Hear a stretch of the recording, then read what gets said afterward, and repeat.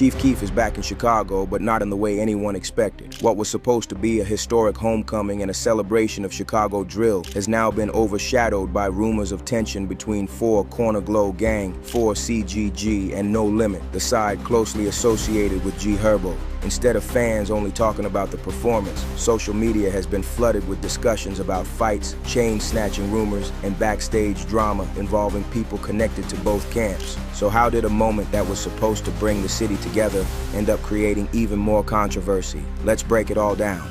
Chief Keef beef with G Herbo. You can already tell this situation has the potential to get messy because of everything that went down that night. A few days ago, Chief Keef's return to Chicago was supposed to be a full circle moment. After years away, seeing him back in the city and sharing the stage with G Herbo felt like history in the making. A rare moment of unity in a scene that's been divided for a long time. For a second, it looked like Chicago drill was turning a new page, with nothing but music, energy, and celebration. But behind the scenes, things were already not as smooth as they looked. Almost immediately, rumors started spreading online that NLMB member Mineski had his chain snatched during an altercation at the event. The story moved fast across social media, with different versions popping up and people trying to piece together what actually happened. At first, it was all speculation. Then footage started circulating online, and the conversation shifted completely. What was meant to be a celebration quickly turned into questions about what really went down backstage, who was involved, and what started the tension in the first place. From that point, it started looking like the beginning of something bigger. According to reports and social media discussions, an altercation broke out backstage involving Mineski and NLMB member G Money. The footage appears to show punches being thrown before the situation quickly escalated into a full-blown brawl.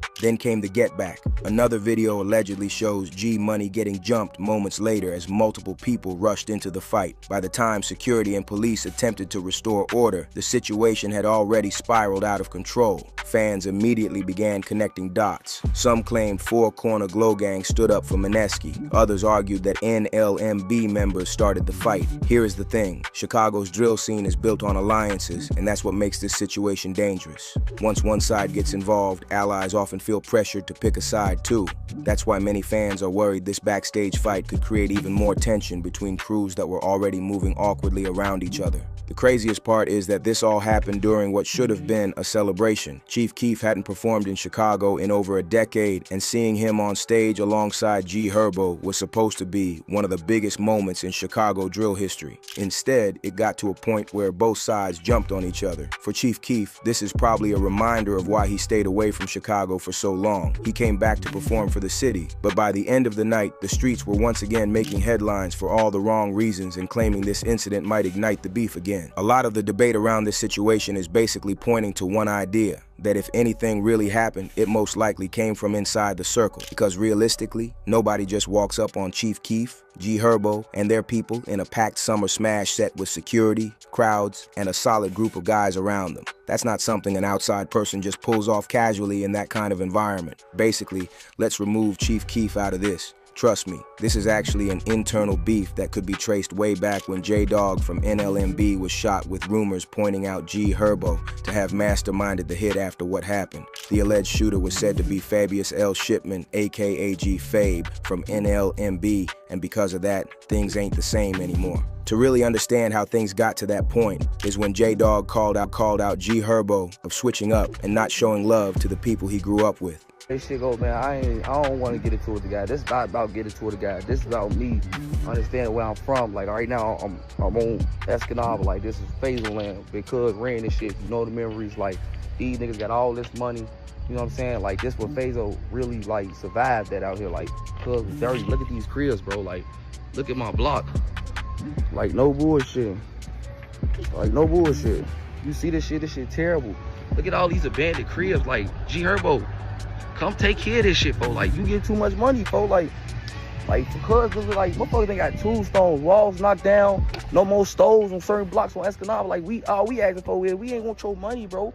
Open up something, bro. Give us something. Like, you know, we can go to the store right here. We can't even go to the store no more. Like, what the fuck? How you doing? See, neighbors love us. They still, like, they know who the real, who the fake. Hey, babe, you know what I'm saying? This shit going on. You feel me? It's no more store. The wall Fazo used to be at post up right here. Like, the whole store is broke down, make you want to cry. Like, y'all don't even understand. Like, where's this store at? Where is it at? The store, the green store, bandit. Like, what the fuck? Like, you getting all this money, you talk about this shit. Like, this what you live. Fazo, like, this MB, y'all getting all this money. It's still bandit cribs and shit that ain't get built out here. This shit terrible. The same crib for 20 years I used to stand on is still bandit. When we shot the fake niggas in the gangway right here on Escanaba. Yeah, you know that. See what I'm saying? You Ken with Relisha? They know who the real is. They know I'm from Fazo Land. This is I've been out here for a lot of you little niggas. Y'all bapping. Come on, man. This is a rock dad, y'all. Like, look at this road. Rock dad right here. You see this shit? Like, damn, G Herbo. You won't come. This is your man's dad at. Like, no bullshit. Rock dad in front of the store. We can't even go in this bitch and buy liquor and do nothing. Like, this is Say Life and Exes, bro. Like, we can't do shit on our block, bro. Like, I'm just taking y'all around the hood of what's going on and why I'm so, like, threw off when he say he doing all this, when he can just open stores and don't gotta give us shit, and we just come to the store ourselves and spend our money with you and you get them back in. Like, make it make sense. Turn, though. Keep going. Show the game. Like, look at our shit. Shit 2 up. This the 9, y'all. This the stove. Remember the smokehouse, y'all? Right here, then the candy store. This be probably G Herbo was even around when it's a candy store right here. Okay. Oh, for the grave. This shit real. 7824. If y'all know what this is, 7824 X's. This where this shit like kind of like real star that we NLB. Like, this the building. This shit still look fucked up on X's. It's terrible out here. Been in the crib. Like, this shit fucked up. This way he shot. I be in them gangways at. In them gangways. Still gangways that I be still be in. I'm out here with my family. Still be out here. Gotta survive. You talk about this shit and gave us nothing. These buildings, these cuts. We still out here in front of these buildings by ourselves. You know, trying to get some money. It's toe up out here, folks. Help us out, folks. Feed the hood, folks. Show the kid, the next generation that walk through her, this bitch used to look like make X's great again. You know, some of y'all said one another great because you might not understand, but this bitch was the time when you made a lot. Now I'm outside on Kingston. 75th. Another store closed down. Shit goes on through Tailtown and through all over East. This shit wild, like, you know. And then when you think about it, like, I got family, like, cuz, like, Main Street, bro. Our aunties and uncles still walk around this bitch, cuz they, you know, they still bad for dollars, boy. Like, y'all got it, boy. G Herbo and Lil Bibby are both well-known artists who came up during the early Chicago drill era. They are associated with the NLMB, which is an alliance of both No Limit and Muskegon Boys. So J-Dog also came up during those periods. So the reason J-Dog started ranting and calling him out was just to do what is right.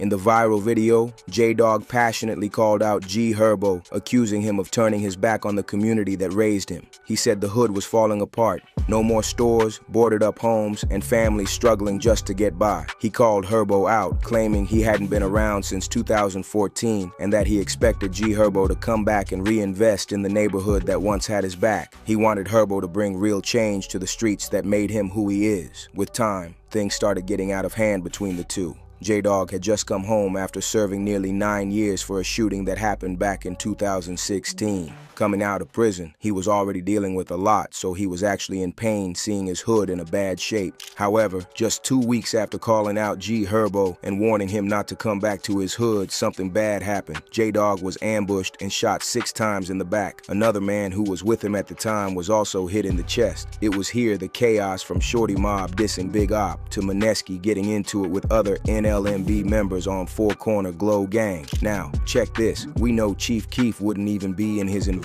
after the chaos, which would give him more reason not to come back. Let's also rewind back to some of the reason Chief Keef felt not to be around our block no more. Many points out to when he was robbed, though they ain't lying, but one of the things they miss is the debate around how Blood Money was murdered. Chief Keef left Chicago because of Blood Money's death debate. Blood Money wasn't just another rapper around Chief Keef. Their history goes all the way back to around 2009 to 2011, before Chief Keef became one of the hottest names in drill music. Back then, they were just young guys from Chicago chasing the rap dream together. At the time, Keef was only 15 or 16 years old and was beginning to build a name for himself with projects like Bang and The Glory Road. Blood Money, being the older cousin, was already respected around the neighborhood and played a big role in the early days of what would later become Glow Gang. As Keef's career started taking off, Blood Money stayed right by his side. They continued making music together and trying to build something bigger.